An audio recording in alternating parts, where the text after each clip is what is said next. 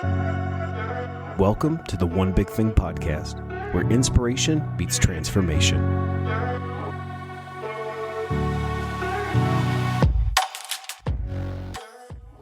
That's when I did something that I regret. It's honestly the biggest regret of my entire life, because that's when I just gave up. Laid on my back, stared up into the sky, and just accepted that God was going to take me, that it was over. Stop, drop, and roll didn't work. That's what I was taught to do. I couldn't stand up and run. My leg was broken. Even if I could, where was I going? My face was on fire. I couldn't see anything. So I probably had 10 more seconds to live, and I was like, this is it. It's over. And biggest regret of my life. Because I know today, I don't care how hard things get in my life, I will fight to the very end. There will never be no give up in me ever again. Welcome to the One Big Thing podcast. I'm your host, Steve Campbell. This is going to be an incredible conversation today. I have retired Army Sergeant Rick Yarosh, who really, from where I grew up in upstate New York, is a hometown hero in many ways. You are going to hear from him today. He is actually the second veteran I've had on the show. Did have the pleasure of interviewing twice a 20-year Army veteran ranger in J.C. Glick. But Rick Yarosh is somebody that has made a tremendous impact on the lives of those that he's come across as a veteran. If you get a chance, you can listen, obviously, to the One Big Thing. So if you're here to champion Rick, welcome. I hope that as the host of the show, this is not your last stop. But I'm also a big component of, we do offer a visual for this today. So if you want to get onto YouTube, and watch Rick and I go back and forth, I think that it will really inspire you through his story. And I don't want to steal too much of his thunder as we get into it today. But Rick, for those that may not know you, welcome to the One Big Thing podcast. I'm really excited about this conversation today. But for those that don't know you, do you want to give us a high-level overview of who you are?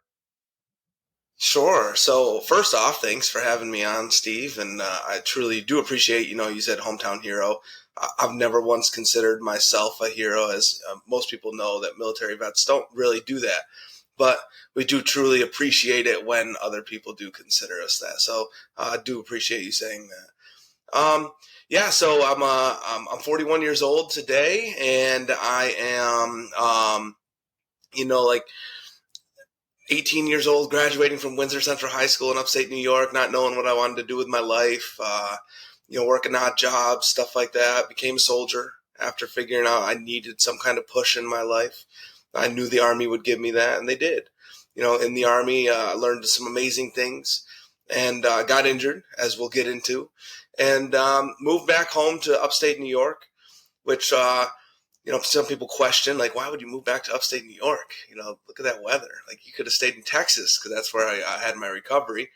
But I moved back home, and I met my amazing wife, Amy. I have my two beautiful daughters, Tenley and Grace. And truly, it's just amazing to feel where I'm at 17 years later, after I was injured, after really my life was extremely changed.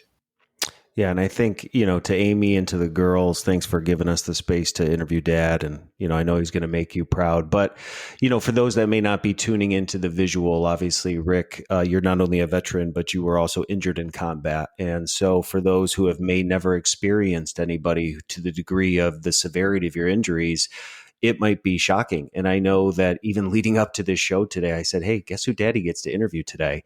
Because my kids love playing soldier. They love playing, and, they love the military. Their grandfather was in the Vietnam War, but they don't always understand the totality of war and what it can mean. And so, most of the veterans that they know are living, and they came back the way they went in, or we've talked about, unfortunately, that people die in war. But it's hard for a young kid to conceptualize that. But as we were leading up to this conversation today, and I showed them kind of pictures of what you went through, they had lots of questions. And so for those that have never been exposed to anybody who's ever been seriously injured in combat before, I hope that, again, Rick's story will inspire you, because you're so inspirational to all of us, because you haven't, from what I've seen, allowed what happened to you to really define who you are. It's actually become a launching pad for you to probably connect with way more people. So to talk about kind of, where we are today and the opportunities that you have, I think it stems back from, what happened to you when you were in Iraq. I mean, you share as much as you possibly want to, but for those that don't know your story, I mean, kind of catch us up on, kind of what happened and where we are today. Yeah, absolutely. So, yeah, I obviously look incredibly different. I walk into a building full of people. I'm the one person that's looked at for a lot longer than the other people. And, 17 years after this all happened, I'm used to that. And I'll tell you right now that I'm more comfortable with the way I look today than the way I looked 18 years ago before I got injured. I got no one to compete with anymore. Like in this world that we live in our normal selves, we compete with everybody all the time on everything. And I'm not competing against anybody anymore. And it feels amazing when you free yourself from that. So I'm extremely comfortable with who I am. And I mean, my hands, like, obviously extremely different. Like things that I didn't struggle with before, I obviously struggle with now, 18 years later. But still, I'm more comfortable today with who I am than I was 18 years ago.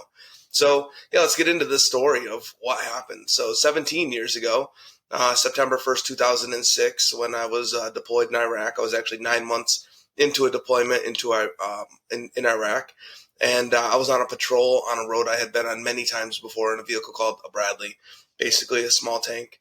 That day was different than most other days because this day there was an IED that was buried under the road.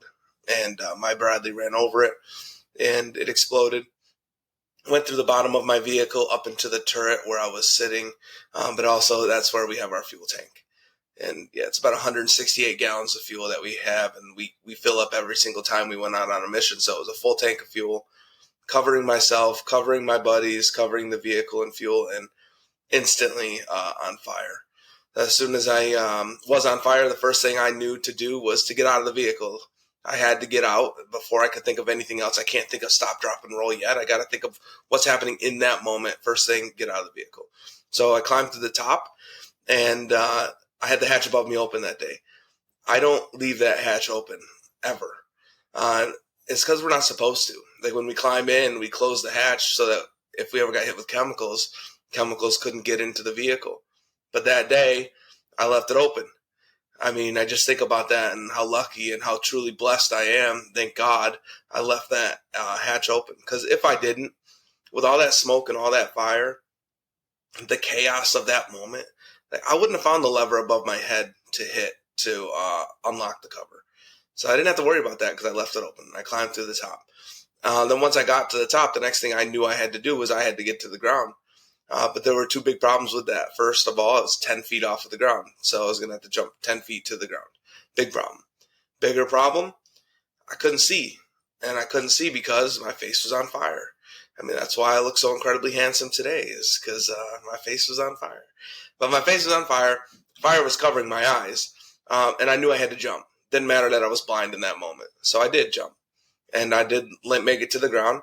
I took that leap of faith. I did make it to the ground. I broke my leg when I landed, though. And that's actually how I ended up with an amputation of my leg below my knee, my right leg. So I'm out of the vehicle. I'm off of the vehicle. Now I got to put the fire out. And I did what I was taught to do when I was 4 or 5 years old. Stop, drop, and roll. I mean, we all know that one. That's what I did. And that's when I found out that I'm sure it works if your shirt is on fire or something like that, but not when your entire body is engulfed in flames. I could not put the fire out. And that's when I did something that I regret. It's honestly the biggest regret of my entire life because that's when I just gave up. Laid on my back, stared up into the sky, and just accepted that God was going to take me, that it was over. It was done.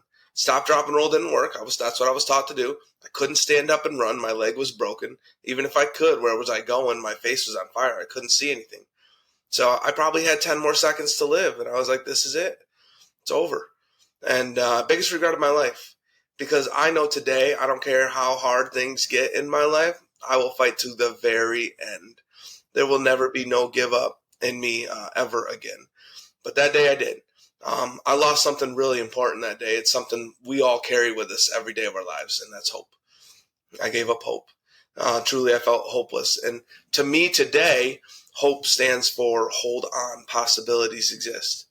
Hold on, possibilities exist. And, when you're first dealing with really difficult, really awful things, it's hard to see all the possibilities that exist, later on down the road, 10, 15, 20 years down the road. But if you hold on, which also equals being patient. If you hold on long enough, you're going to find out that there are amazing possibilities that exist for your future. Now, that's what I gave up that day. I was giving up on those possibilities that existed. But thankfully, when I had given up, it was only for a few seconds.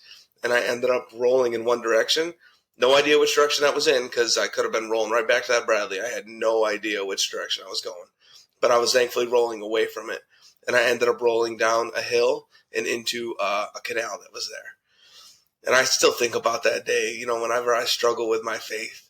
I can go right back to that moment right there, because I told you that I gave up. I lost hope. I didn't get hope back all of a sudden and roll. I believe that God pushed me into that canal to give me that hope. Like, he was the hope that gave me the opportunity to roll into that canal and save my life, put the fire out that water did. Eventually, a couple of my friends found me in the canal, and one of them grabbed my legs, and that was one of the first times that I felt true pain, because my leg was broken. And then my other buddy grabbed my arms. Actually, I can remember he grabbed my eye bass first, my body armor. And as soon as he grabbed that, because of the fire, it just ripped right through. So he grabbed under my arms, and then they carried me out of the canal, where the helicopters would pick us up about 30 minutes later. But when I got to the top, that's when it all started to sink in. Like, I could see how bad my injuries were, and this is a tough one for people to hear, I know, but it's just reality. It's my reality. I saw how bad my hands were burned, and that's because my palms were hanging off my fingertips. Something called degloving. Yeah, it was hard for me to see that, and I could see how bad my face was burnt. And it's not because I had a mirror; it's because it was hanging from my chin. Like, in that moment, first of all, I didn't know if I would live. I knew that my injuries were bad enough I might not. But if I did, man, life was going to be different. Like, everything was about to change for me. Let's pause to hear a word from our sponsor. This episode is brought to you by Ditch the Suits podcast. If you're looking to get the most from your money in life, Ditch the Suits has to be your go-to source. Your hosts, Travis Moss and Steve Campbell, they'll talk to you about financial planning topics that nobody in the financial services industry wants you to know about. They're going to expose news and media and headlines, because there's no fluff and absolutely no sugarcoating. Just relevant topics that can empower you to get the most from your money in your life. Listen to Ditch the Suits today on all major podcast platforms. But for those who don't know you, I'm sure that humor has had to become a part of your life, right? Because, when you say you're handsome, like, dude, you're such a blessing to me, because I know what you went through. But I'm sure there has to be a de-escalation, a de-arming for when you meet, people that have never seen somebody in a state that you have. So even just listening, it's hard not to get emotional, because I'm just thinking about your story and maybe the people that are out there today that have never served in that capacity or been through what you've been through, but their story still matters, and they may be without hope. They might be depressed. They might have everything in life they've ever wanted, kids, marriage, the job of their dreams, and yet they're left hopeless. Something is missing for them. And as I listen to you, if anybody ever had a right to be angry and to be mad and to be justified, right? Listening to your story and what you went through. I mean, any human would say, Rick, it's okay to go the other, but you never really have in all the times I've ever heard you speak. And I think you're such a testament to what you just shared, and how, quickly you can go back to that moment in time, how many people you're going to help.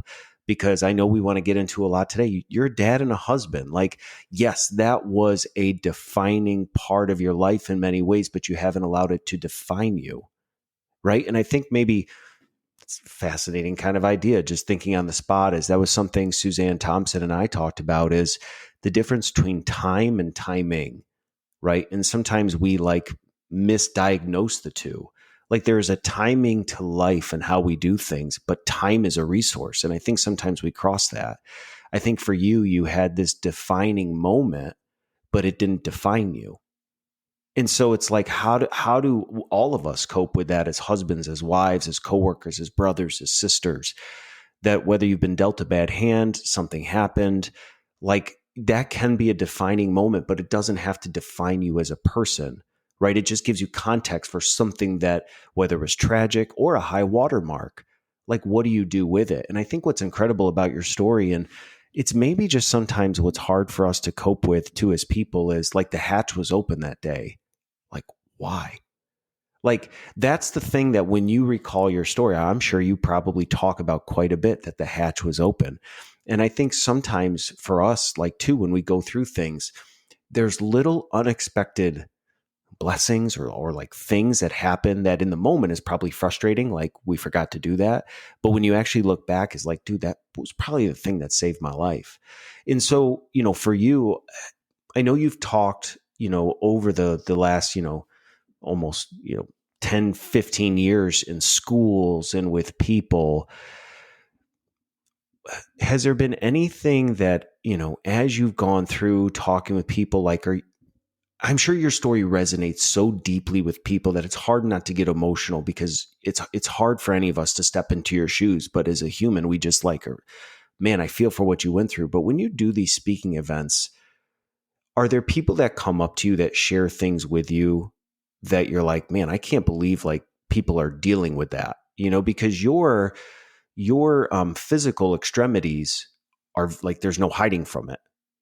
But people that don't have physical extremities have emotional scars, mental things that you can't see unless they act out. And then it's like, geez, what's going on with that person? So like, as you interact with people every single day, is it ever shocking to you what people open up and share with you that maybe you never assumed when you started doing these events?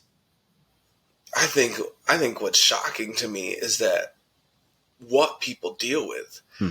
Like, not only them sharing what they deal with, but what they truly deal with. Like, I speak to elementary, middle, high schoolers, and when I'm talking to middle and high schoolers, like, I'm telling them my story, and they can't relate to my story because they've never been on fire. Like, I know very few people that could relate exactly with my story, but they can relate with hopelessness. Hmm. And it's unbelievable to hear some of the stories that I hear from middle school kids. I would never put what happened to me on a level with another person. That's not I will never say, oh, my injury was way worse than what you ever went through, or my injury was way less than what you ever went through. That's not up to me. That's how you handle it and how you deal with it. Especially when I'm talking to a 13-year-old who's been through, I've heard some of the most awful stories that you couldn't even put on camera. Right. Like, it's amazing to hear those stories from those students. And I would say, oh my gosh, how the heck could you get through something like that? Well, you have to find hope in it. Like you said, in the beginning, I was angry in the beginning. I was justified. Like, all these things that you had said, I'm not. I was in the beginning, and I think we're allowed to be. Mm-hmm. When something first happens, like, it's a natural reaction to get angry, to feel like you need revenge, to feel like whatever. But if you live like that for too long, it's dangerous. And today, I tell people that what happened to me, and I don't expect anyone else to look at it exactly the same way, but I tell people that what happened to me was the best thing that ever happened to me. If I don't look at it that way, if I don't find something amazing that came out of what happened, my life isn't good. I'm not in school speaking. So I'm in school speaking because of what happened. I met my wife because of what happened. I have my 2 daughters because I got injured. Like, all of those things happened in my life because of what most people would say is an awful day, the worst thing that could ever happen to somebody. But I found amazing things that came out of that day, and I wouldn't have them today. And when I'm talking to students, I say, you know what? How can I say I have those things and then also say that that was the worst thing that ever happened to me? Or how could I say that that's the day that my life was ruined? How can I say that? And then I say, can I say that?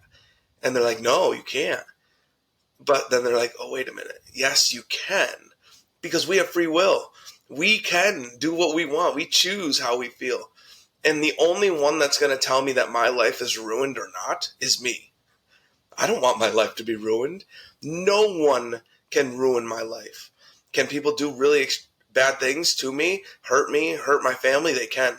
But in the end, it's up to me whether my life is ruined or not.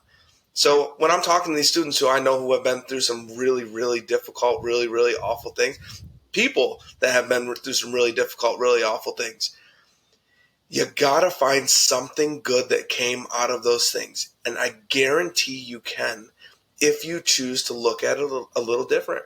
We all know that we can't change the past. I can't change what happened that day, but I can change how I looked at it. And it took me a little longer than I would have liked to, about 5 years, to really recognize that amazing things were happening around me. But there were all these moments that were giving me hope. A little girl in a restaurant who was scared of me, and I could see it.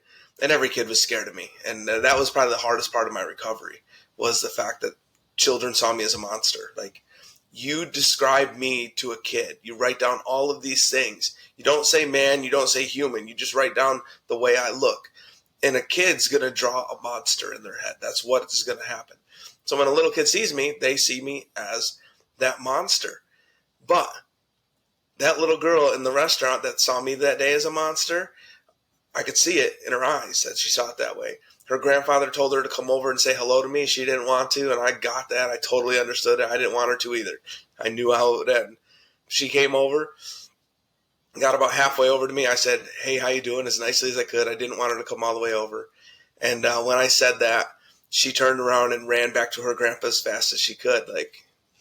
And at that moment, my recovery is just like, you know what, Rick, deal with it, figure it out.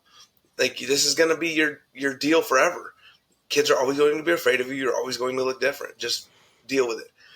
But that little girl, she got back to her grandpa and she said, "Grandpa, he's really nice." And that's not what I thought she was going to say.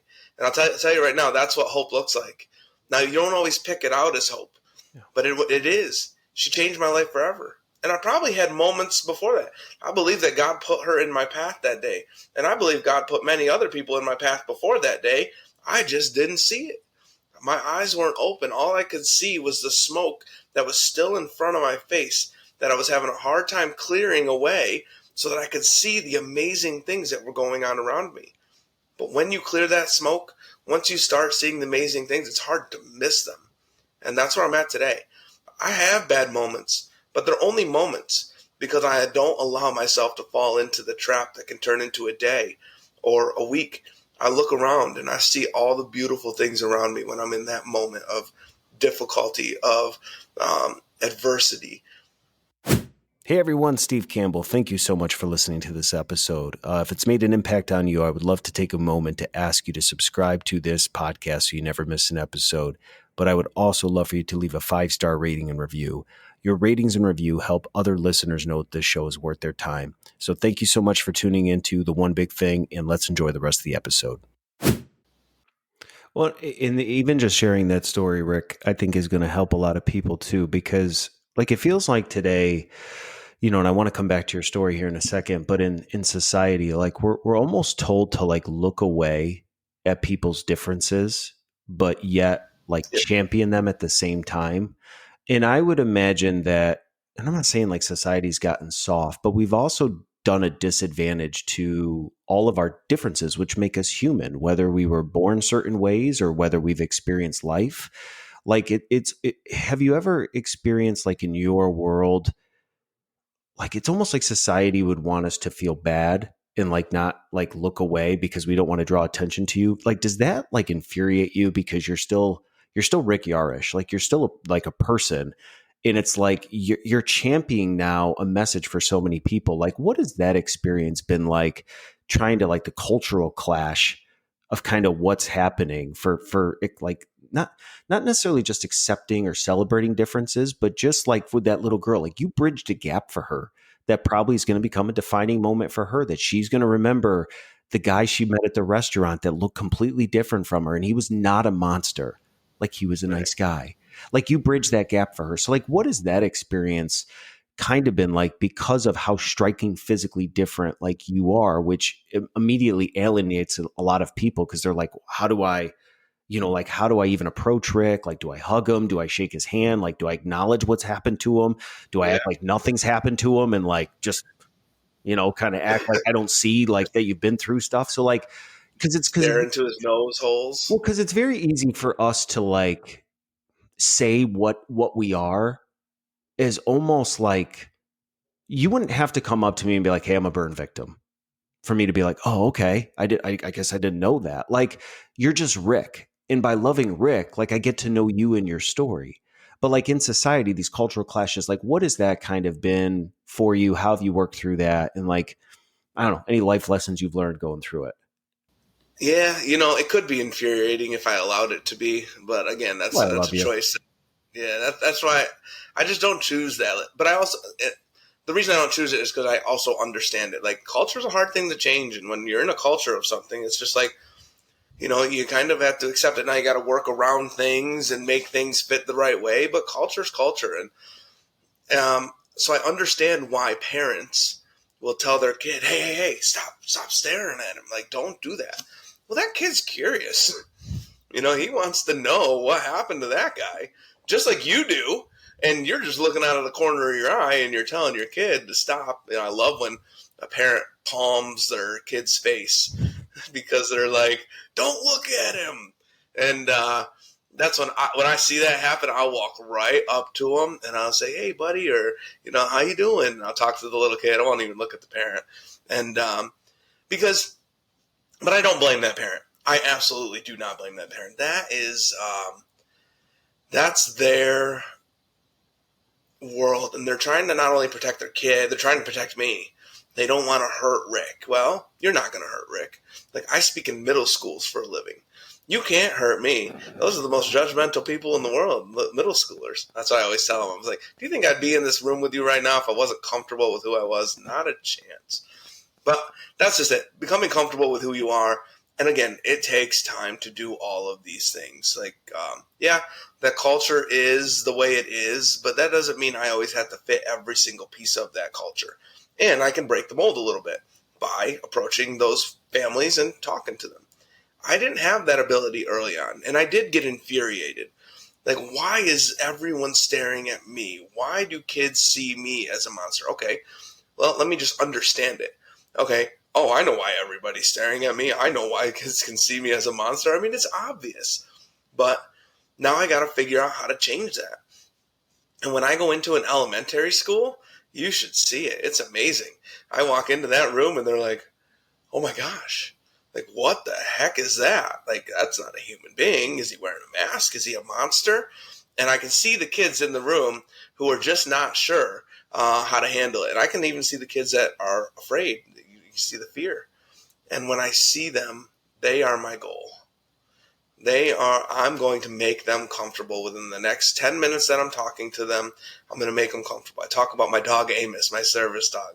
And all of a sudden at the end, I can see the change. And a lot of times the change comes instantly when I come out and I say, good morning or good afternoon. And they hear my voice and they're like, oh, that's definitely not how I thought a monster would sound. And maybe it's not a monster.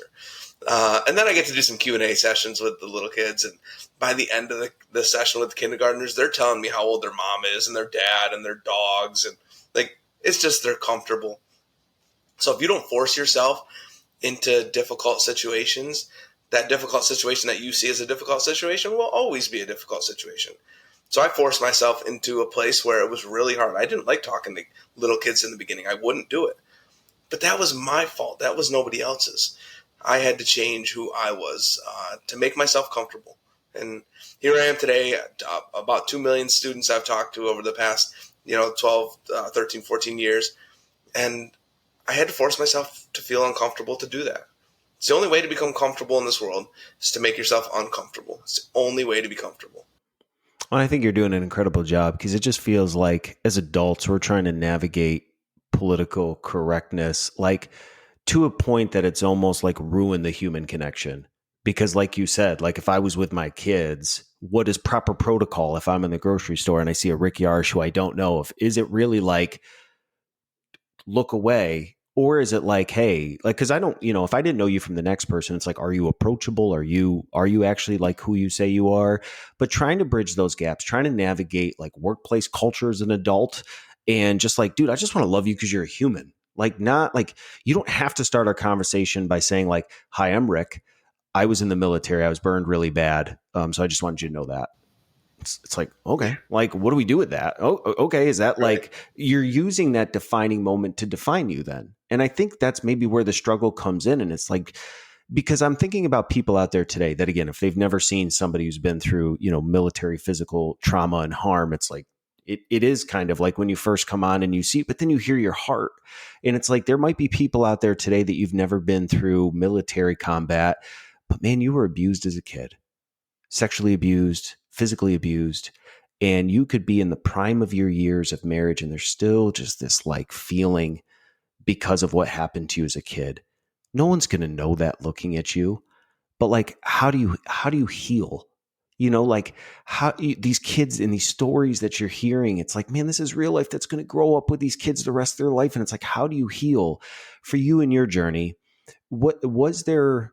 You said you were angry. You said, you were, justified. Like, what was the turning point for you? Was it a day? Was it a moment? Was it an interaction? Like, what caused that life script to flip for you where it was like, you know what? I can't be angry anymore. Like, what was that like?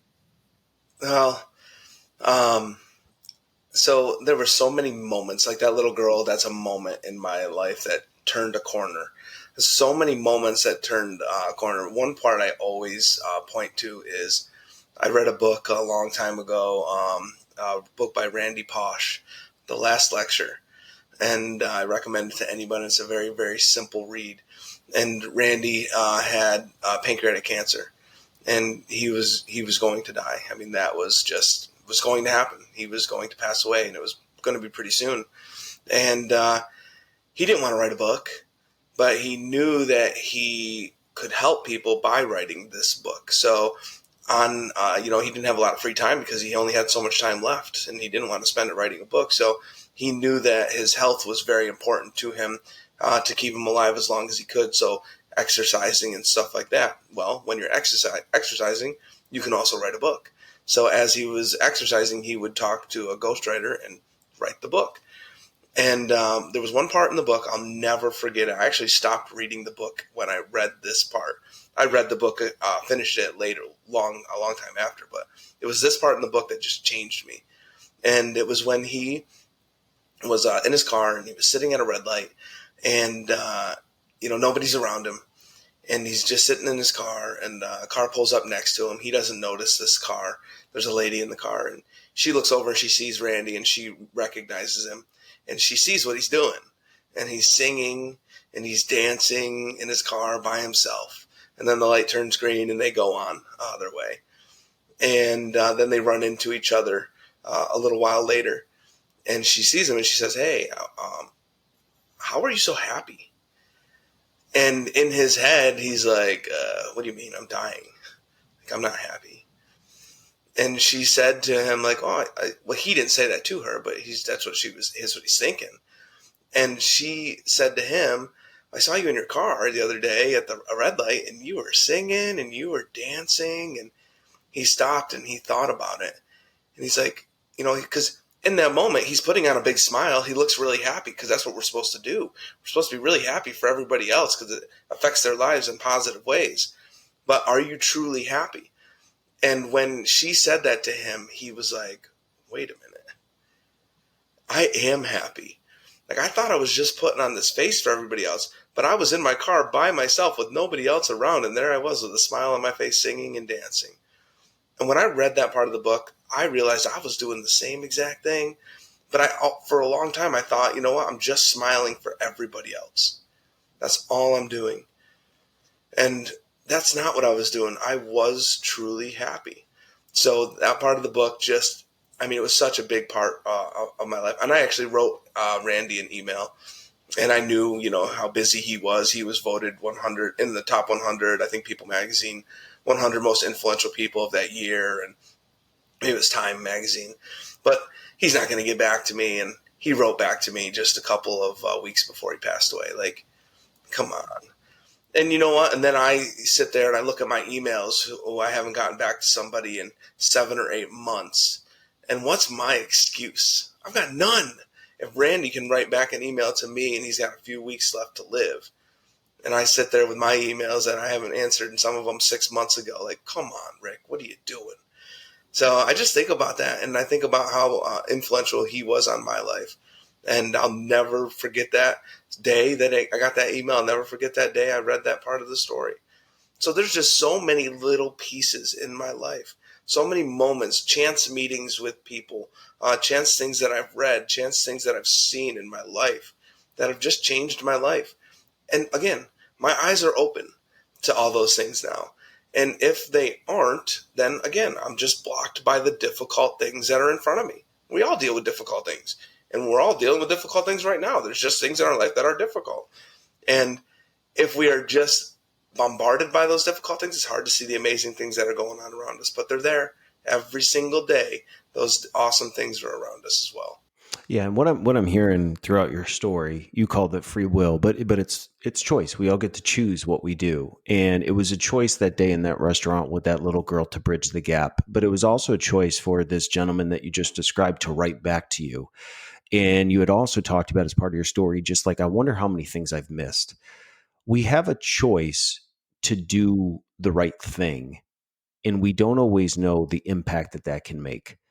If the guy that you wrote to read the message and kind of went and lived his life, there's no harm in that. But the fact that he heard from you and chose to reach back out to you in correspondence probably made such a significant impact on your life. And think about how much stuff you've been through and what you just shared, and how many you're touching the lives of 2 million kids. And this simple gesture from somebody that you admired and reading their story, reaching out to you, probably was one of those moments that was like, man, like, it's crazy. Like, he got back to me. That interaction with that girl. And I'm just thinking about all those people out there that, like, what are the things that we're just so busy and we're so worn out and we're so extended as parents, as spouses, building businesses or serving our communities, that there's just nothing left to see the good and like do something, because we're doing so much and nothing at the same time. And I think it comes back to what you said. We have choices. And so, like, this was a concept that I was thinking about this past week. And I don't know if this is ever experienced it with your phone or your computer. We ran into a situation at work where one of the systems that we use, there was too many files on it because of the amount of content that we make with videos and MP3s and all of this. Storage ran out. And so we started getting these alerts every single day of like, maximum capacity, storage is out. You can't upload anything else because your storage is maxed out at this point. And you have two choices. Like, you either go spend all this crazy money and buy a whole brand new software that can hold more storage, or find ways to get rid of things immediately that can free up space. And one is not even attainable at this point. The cost for getting a whole new operating system and that is just like, we're not there. There's not money for that. We're not going to do that. Then it's like, okay, if we got to free up space, like, what are we going to get rid of? And you can just start doing stuff, or you can actually like take a step backwards. And in our case, like, just look at the files that we had and what we were doing. And what you realize is that because we put a little of intention into it, we noticed that there was files that like we really don't need, or like we can move to another program, which would free up the space that we need to allow the operating system to actually do its job. We're not getting rid of everything. We're just being super strategic about what we're removing or transferring, so that we can have a little bit more space for systems to update. And I think sometimes we miss, like, man, I wonder how many things in my actual life are out of storage as a dad, as a husband. Like, I have so many files that are uploaded right now running simultaneously that I can't update my system, that I can't do good, that I can't have things sync. That's something that happens in tech all the time. Your apps sync to each other. They basically speak to each other. Like, is my life as a dad and a husband synced together, or are those separate compartmentalizations that I do? Like, am I working Steve? Am I married to Steph Steve? Am I dad to my 4 kids Steve? Or are those things all blended together? And so I've been thinking a lot about that in my own faith journey, which is like, man, I can't reboot the entire system, right? Because life is, I still got to get the kids up in the morning. I got to go to work. Like, I can't just clear my calendar for 6 months and do nothing and just like rewire the whole thing. But what are the things right now in my life that I could take a step back, look at, that aren't serving where I'm at right now, and just begin to remove those to allow space to fill in, to recognize what we were just talking about a few minutes ago, for choice, to have the ability to use my free will. If I'm running on empty, or I'm exhausted, or I just am living, like another book that like has touched you, Brett Magpiong, who was one of my first guests on the show, wrote this incredible book called The Delta Theorem, and talked about, basically, it's a book that helps you become fully alive. And it talks about the fact that, like, we as people could be living. We got breath in our lungs. We're here on screen together. We're recording a podcast. We're obviously alive, but we're not fully alive. We're just doing things. And so this book really gets to the heart of, like, what would make it so, God forbid, pancreatic cancer doesn't make you start the bucket list and like live those last few years of your life? Like, what would it look like now in your 30s and 40s to come fully alive? And every day may not be a great day, but like, how are you doing the things every single day that make this human experience worth living for? And it could just be that, like, somebody like Rick, my hope as I've been listening to you is, like, you are so inspirational, but it's just like everything else as a human. We can be inspired for an hour and cry together and, like, Rick, it's so touching. And like, I'm going to make every relationship better and healthier because Rick did it. And then, like, 3 days from now, it's our kids get in the way, life happens, and we forgot about Rick. Yep. Like, I want this to be longer lasting. And so before you and I kind of came on, I said, like, Rick, I know when you come on and do these things, like, everybody wants to hear your stories of combat and overcoming, your physical situation that you've had to deal with. But I was like, Rick, what are the things you don't get to talk about? Because that's what the focus is, especially with you deal with veterans. And one of the things we talked about is, like, being a dad and, like, being married. And so even along those ideas of, like, choices and freeing up space and capacity, like, what especially I think is fascinating with you in light of, like, what you did go through, because it was traumatic. And it was, like we said, it was a defining moment of your life, being injured in combat. But now you're a dad. Like, it's kind of similar to the conversation I had with Christian Ponder, who is an ex NFL quarterback, first round draft pick, like, used to be chased down by 300-pound defensive tackles and was on Sundays. And like, when he threw a pick, everybody knew it. And like, when he was a success, everybody knew it. And now, like, years out of the league, like, he's a dad. And so I'm not saying, like, getting your kids to bed at night is the same as, like, eluding a defensive tackle. But for, like, you were in Iraq, you went through what you went through, and now you're a dad. Like, what has carried over into fatherhood? Like, what is different or alarming, maybe harder, even though it might sound like, man, the military was friggin' hard. But I'm sure that there's parts of, like, being a dad where you're like, this is actually harder. Like, what is that transition been like for you as a dad? Like, just recalling life as a father, what's that been like? Yeah, so being a husband and a father, it's work, and you got to make it work. And just like I went to work and when I was in the Army, and you had to make that work. You had to figure out things. And it's so funny. Like, there's so many books out there on how to be a parent, and it's like every book is written about how that parent parented their child. And every parenting situation is so different. So, like, every parent could have their own book. And it's just funny that we read these books and we're like, oh, this is how I'm going to do it with my kid. And then I'm like, oh, wait a minute. That's not my kid. My kid's totally different than how that book went. Um, so, yeah, there's some really difficult things in being a parent. But there's nothing, in my mind, there's just nothing more rewarding than being a parent either. Like, when I am in schools and the kids ask me, were your kids ever afraid of you? Like, that was one thing that I didn't really know how that would work.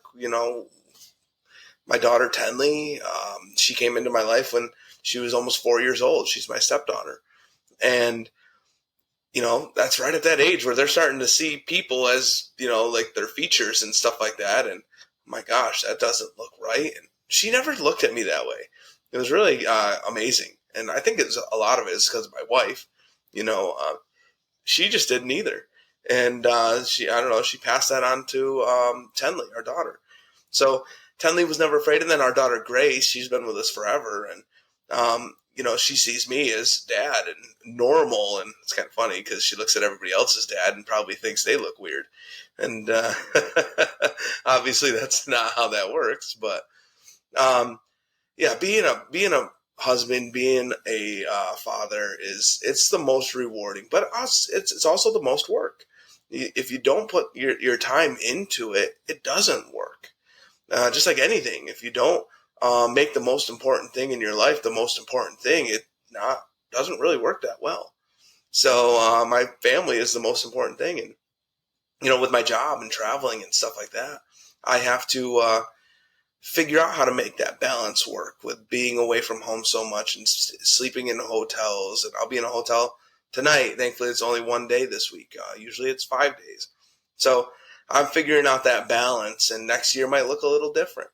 So being a husband and being a father is just the most amazing thing. Because honestly, at one point, I just didn't think I'd have either of those. I didn't, you know, this is a tough one for especially guys to talk about. Being lonely. And when I got injured and I looked at myself for the first time, I was like, what's the point of being here? Like, what's the point of being alive? Like, I'm going to get out of this hospital someday, and who's going to give me an opportunity? Who's going to love me? Like, who's going to choose to be with the guy that looks like this? That's a tough one to talk about. It makes people uncomfortable. It used to make me uncomfortable, but I'm comfortable with it now because I know where it ended up. But that's how I felt early on. And then I met Amy, and truly blessed to have met her. But that's also the power of hope. Hold on, possibilities exist. It's not just a nice saying. It's true. You hold on long enough, possibilities exist. And I don't think I was even buying that part of it.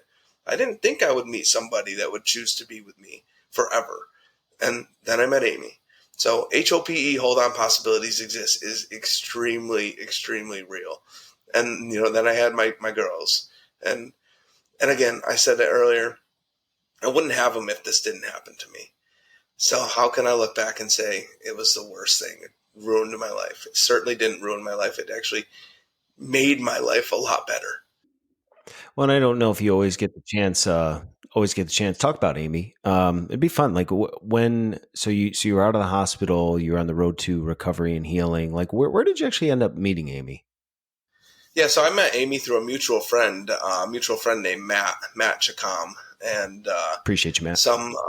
yeah. And if some people are listening right now, they caught that a little bit. Steve didn't catch it quite yet. But I actually met her through a website called Match.com. Oh, you got me. Matt Chacom. That's so. One of my friends met her husband that way, and she's like, "Yeah, I always just tell people I met her through a mutual friend named Matt Chacom. It always sounds better when you meet him through a mutual It friend." does sound good. Yeah. So I met her on Match, and I always tell people I dated the same way on Match that I dated in high school, which means I would never ask anyone out. Like, I'm just a big baby. That's just what I am. And also, I'm not going to reach out to somebody and then have them be like, this guy's reaching out to me. So I just didn't do that. People would reach out to me. And a lot of times it was like, thank you for your service. That's how it would start off. Yeah, I don't know. That's not really how we wanted to start off a relationship with somebody. So Amy just came into it. She didn't know my story, which was also really amazing. Like, she saw my picture, had no clue what happened to me, and still wanted to get to know me. Like, that's amazing to me. So I always tell people, she was wearing a New York Giants hooded sweatshirt in one of her pictures, and I married her the next day.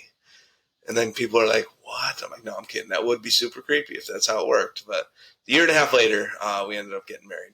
Well, to give encouragement, because as I said, we got people from all walks of life in their 30s and 40s. We do have people that listen to the show that I know personally that are single. And so whenever guests talk about things, I don't just want to move on to the next topic. I mean, were you on Match for a long time before Amy came across? Like, because I'm just worrying about the person who's out there who feels forgotten, who feels left out, who feels like, is this what this season of life is always going to be like? And it takes work. Parenting takes work. Marriage takes work. Being a human takes work.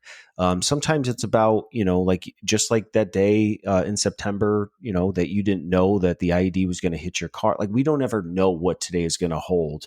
And I wonder on, how much people are operating in hopelessness, feeling like they're never going to whatever fill in the blank in your life right now. Like, what was that process like for you, putting yourself out there? Like, how long did that take? Or was Amy like an instant, like, that's my guy. I want to go be with him. Like how long was that process like for you? I think I was on for a couple of months. And, like I actually got way more interest than I thought I would. But again, it started with conversations. Like they knew my story already. They knew who I was. They saw me in the newspaper. They saw me on the news, or I was in their kid's school or something like that. And it was like, thank you for your service, is how it would start off. And that's great. And I appreciate that. But that's not where I really wanted to start a Sure. relationship. Yeah, so but it was within a couple of months. But I mean, it was 10 years after my injury. So even though I wasn't on Match, I was still looking for companionship before that, and I just wasn't finding it. And but that's the thing, like timing. We don't know exactly when it's going to happen, but I know that it will happen. Like certain things, I know not everything. Like I think about, if it's an attainable goal or not. Like I want to play in the NFL. Well, guess what, Rick? You're not going to be an NFL football player. That's just not how it works. But if it's an attainable goal and you are patient enough, those things will happen. If you work hard enough, those things will happen for you. So, I felt like the timing was right 7 years earlier before I met Amy. But that's not how that works. That's why it's timing. And it wasn't my timing. In my mind, it's God's timing. If I met somebody that much earlier, I didn't meet Amy, and I don't have my 2 daughters. Like, that's crazy. So sometimes that timing word is a tough one. Well, and that's a reflection that I do quite a bit because whether it's, things in my life that I wish were different now today, it's easy to complain or, wish things were different. One of the things in my life that I've spoke about quite a bit with my wife is I came out of school with a ton of student debt. Even though I was a college lacrosse player, parents, when I was going to school, my 2 older brothers had not been to a 4-year university. And so FAFSA, student aid, like this was kind of around early 2000s where it wasn't really a worldwide like pandemic of student loans. Like you took out a student loan, like that's what you did. So I did. And I went to a great school, but I came out with all the student debt. And I've been paying it back since, and we're working our way through it. And sometimes I just get really frustrated that I have to keep paying this thing back. But in reality, it's like, man, it's kind of like the butterfly effect with Ashton Kutcher. If I never went to school when I did, the timing of it, I would have never come back home, met Stephanie. We would never have our 4 beautiful children. So as much as it's like, yeah, that's a pain point in my life, if I actually will track backwards, it's like, but look what all has come through it. And I think that's what's resonating with your story today, which is, listener, no matter where you are today, no matter if it's physical pain, if it's setback, if it's marriage, if it's divorce, if it's loneliness, if it's not having the ability to have children, maybe you did have children and they're just not obedient, like whatever you had abusive parents, you're the best parent, like whatever your things are, like what good though has come from it in really spending the time, whether it's meditation, whether it's in prayer, to write down, like, man, all these things have happened because of this thing. And so rather than like for me, one thing to like check my heart is God, before I ever ask God for another thing or an unanswered prayer, it's like first take accountability for, the things that have happened in your life. And one of the things that you shared in your story, and I'm curious to this, I've never been to Iraq. How normal is it to have a canal on the side of the road? Well, they're actually quite they're everywhere. They Okay, really well, are. Rick, you And just actually, you just ruined the story. I was hoping you I were going to did say put it there though. was there Listen, was none, and it was just where do listen, we go from here, Rick? Steve, listen to this one. So, yes, they're everywhere. But the one that I rolled into was so disgustingly filthy that it actually almost killed me. It almost took my life. I ended up in the hospital with fungus on my hands called aspergillus, and it's extremely deadly. And if it passed my hands, it would have killed me. They almost amputated my hands because of it. Um, but that also gives me a reason to be grateful for my hands. Like most people would look at my hands and say, "How could he say he's lucky to have those?" Well, I almost didn't have them, and I use them a lot. I hold a microphone in a presentation. I drive a car with these hands. I hold my drinks with I do everything with them. So I'm lucky to have them. Like again, but it goes back to what you're saying, like finding something good that even I could just look at that and be like, wow, I rolled into a canal and it almost killed me. I wish the water was clean. Well, that's not going to help me at all. But now I can see that. how lucky I am to have the things that I have. I almost lost my hands, but that water saved my life. And thinking about Iraq and being lucky and about that water, that's the same water that the people over there were drinking. That's what they had to drink. And I think most people I would ask over there, they would say they're lucky to have that water, and it's water that almost killed me. Now, sure, certainly it's not what they want. I don't want hands like this, but these are the hands that I have. And when, I'm sure they've worked hard to maybe get better water. So, but I would also say they feel lucky to have the water that they have. I just recognize that with all the things in my life today, how lucky I am to have what I have. I don't concentrate a whole lot on what I don't have. I concentrate more on what I actually do have and how lucky I am to have it. And that doesn't mean, I'm a human being, so we desire things. But when I desire something, when I want something, I think about what I already have, how lucky I am to have it. And then, you know what? If I still want to desire that thing, that's fine. That's fine. But then you got to work for it. And that I do understand. But yeah, I mean, yeah, there's canals all over the place over there, but this one happened to be filthy. And I don't know. I just think that all these things, they shaped me in a much better way than most people would look at them. Like, I'm stronger today because of all that stuff that I went through. If that water was clean, I wouldn't have as much mental toughness as I have right now. That's just the way it is. That's 100% fact. I wouldn't be as mentally strong right now if I didn't. So I think about that stuff all the time, Steve. Well, and you're such a inspiration, very much like Holly Francis, who I had on a couple episodes ago, as we talked about. She is a rare disease survivor of Guillain-Barré syndrome. And again, as a host who's never been in another person's shoes, you are kind of sensitive to, like, don't say the wrong thing, don't offend them. But she kept saying it that I knew I had permission to ask her, which was, Holly, it sounds like there's more silver lining blessings through what you went through. Like, I'm not going to tell you that, but that's what I keep hearing from you, Holly, is that you're talking about all these things that you now have the capacity to do that had you not go through Guillain-Barré syndrome, which she's kind of now become one of the lead spokespeople for it.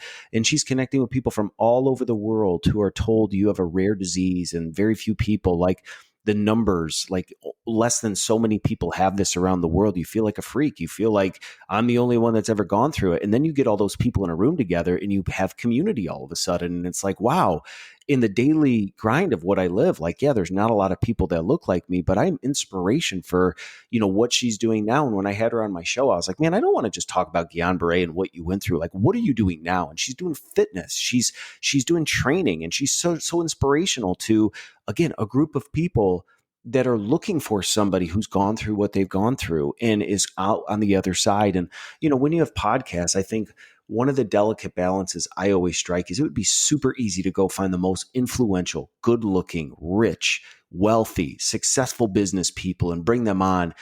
But if you're in a place in your life where you feel lesser than, and there's a comparison trap that constantly exists for you, whether you're a single looking at all the married people and feeling like I'll never have that, or you're looking at what looks like the perfect family on Instagram or Facebook and your family's an absolute mess. Like, we can very easily all fall into this trap of, like, I wish I was like so and so, or if I just had what they had. But yet, like you talked about, like, it's taking ownership of the good that has had, like, not acknowledging what we would call the bad things or the setbacks. And I think maybe that's where, when you talk about mental health and breakthrough, like, we don't want to create victims where, like, you have every right to stay where you are because of what happened to you. Like, that is true, but that doesn't allow you to be a jerk. That doesn't allow you to, because this happened to me, abuse or disfigurement or rare disease, like, I have the right to, like, you guys, you and Holly are more inspirational to me than the successful business owner, because, again, it doesn't mean every day is perfect, but it's, you guys have not allowed these things that have happened to you that you did not ask for to become your defining moment for who you are in life. And that's just the way it is. Like, you've reached so many kids. And I think, as I was thinking about this again, because most of the listeners of this show, when you look at demographic and statistics of listeners, fall in that 30 to 40 range.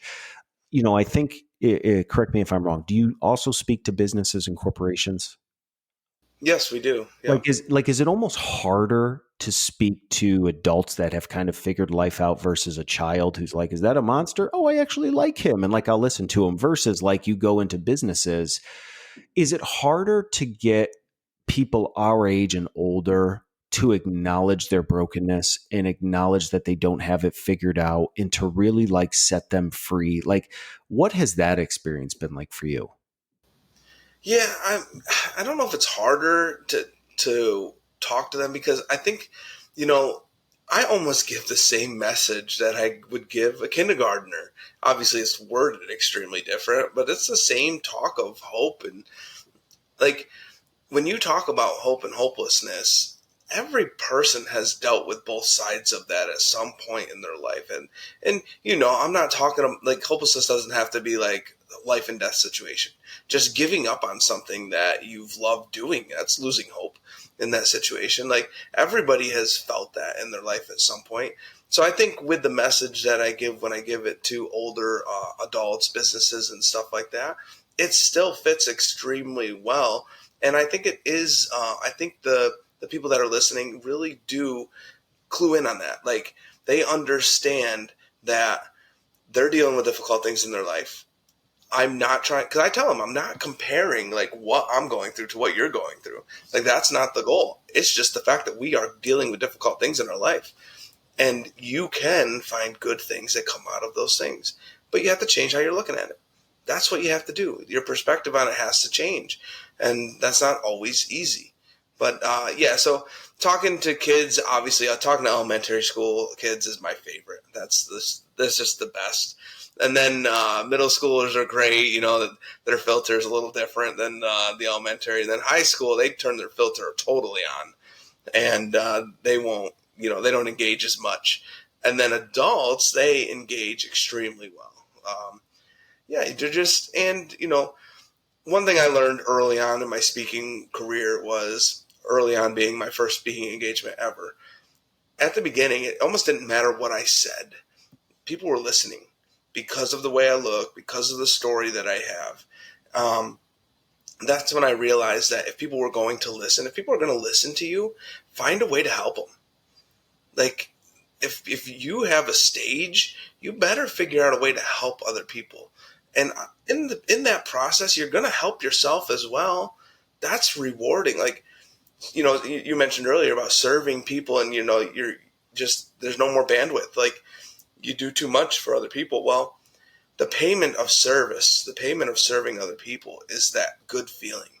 So if you're doing a service for people and you're just not getting it and you feel overwhelmed, you're doing too much, you just got to change the service. You got to find some other way to serve, because that is the payment of serving. It's that good feeling, knowing that you're helping other people. So that's just something I realized. Like, thank you for your service. You hear that all the time as a service member, and I appreciate that very much. But I'm not done. I'm going to continue to serve the rest of my life. That'll give you the most meaning in your life is when you choose to serve. So that's another thing that I talk a lot about with adults. Yeah. I love that. I'm going to give you some time here because I know I try to tell my guests we keep it to about an hour so you can start thinking about your start, stop, continue. For those that are new to the One Big Thing podcast, because you're here to champion Rick, again, welcome. Hope that's your last stop. I always finish these shows asking each guest one thing they want to start doing, stop doing, and continue doing. So, Rick, you can start thinking about that. But I think about all the people out there today that are struggling navigating the different roles, responsibility, relationships, community, and kids are almost easier because I think about as a parent the parentisms that we share with our kids that we just don't even believe for ourselves. When your kids, when you make them a meal and they don't want it, you're like, hey, be grateful.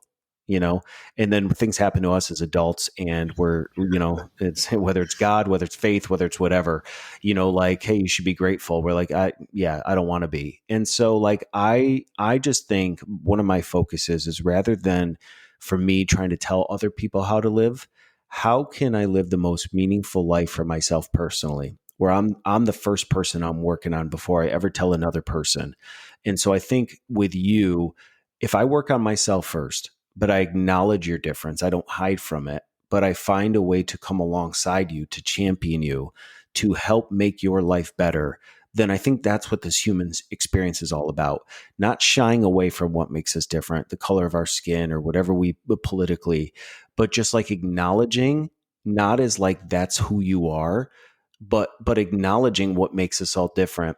And I think if we can learn how to work on ourselves first and foremost, get rid of our stinking thinking, count our blessings, find the good, find ways to get better, like we talked about in this episode, like eliminating the capacity storage issue that we're all dealing with. Then how can we begin to bridge the gap and recognize and celebrate other people that have gone through things, not from a place of, I will never understand what it's like to live a day in your life. But man, I can sure champion you and help share your story and just be a friend whenever you need me and you're not on stage. And, everyone wants the story that you have to share. Like, what's Rick when the mic's not on? Like, what is Rick struggling with as a dad and as a human being and as a parent? Like, that's my heart. That's where I want to help people. So I want to champion you and celebrate you for coming on, because again, my hope is that for anybody listening, this isn't an hour where you feel so inspired and 3 days from now it's gone. Take what Rick shared, is that you have a choice. You have free will. You have the ability to not allow the things that have happened to you, which is very real. Don't not acknowledge that and don't brush it under the rug. Bring it to the surface and say, this happened to me. My vehicle was hit with an IED, but it's what I've done with it, which is now the celebration of my life. I have not allowed that thing to hold me in this holding room capacity where just everybody feels bad for me. And I am, like you said, like I'm a monster to other people. You are light in life to other people because of who you are. And I want to celebrate that, because there's just so many people that are stuck in hopelessness. And that message of hope is so palpable. So again, I hope that if Rick's story has resonated with you, go back and listen to other episodes. I think I've been blessed to have some incredible human beings that I just get the honor and privilege of spending an hour with together. But as I said, one of the ways that, again, if you don't identify with Rick's story, I don't blame you. But maybe in these start, stop, continues, this has just been a fun way to kind of hear what people are trying to work on. So how we're going to do it, Rick is going to share a statement of one thing I want to start doing, one thing I want to stop doing, and one thing I want to continue doing. So Rick, take it away, and then I'll bring it home for us. All right. One thing I need to start doing, not just want, this is a need. I need to start getting control of my health. I need to start exercising. I need to start eating healthy. And I know these are needs that I've always needed to do, but it's definitely one of my biggest struggles in this world is my health. And it's not the health that I can't control. Like pancreatic cancer, that's something that's not in your control a lot of the times. But this is something I can control, and it bothers me that I have very little control over it. That's just me. I'm not putting my mind in the right place. So I need to start exercising. I need to get my health under control. I need to stop being impatient.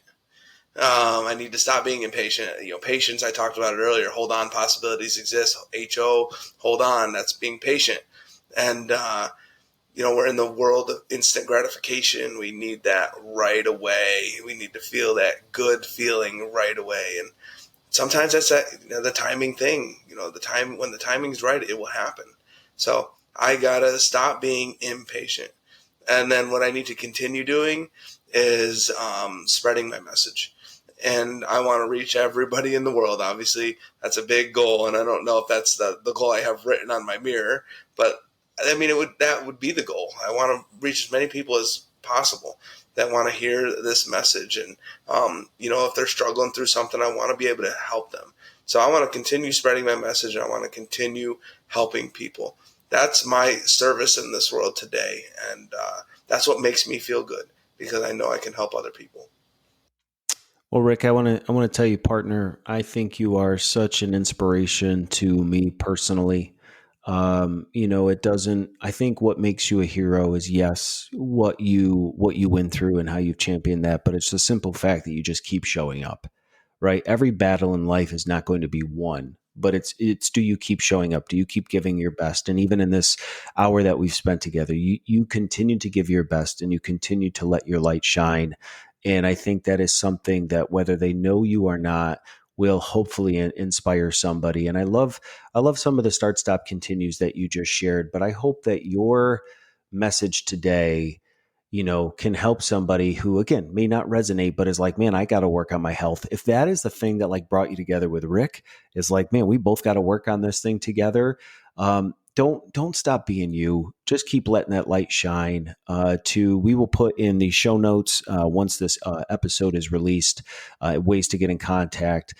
I normally record, so this isn't going to come out on your actual birthday, but I am also honored that you would even carve out some time today on your birthday. That when this gets released, we're going to wish everybody a belated birthday to Rick Yarosh. But thanks for using an important day in your life to hopefully be a seed that's planted that can change another person's life. And I think whether you stumble upon this podcast because you found it, whether a friend recommended it, whether you knew Rick, or again, you've been a friend of mine for a long time, you were meant to listen to this episode. And you and I talked about timing quite a bit. Nothing happens by chance.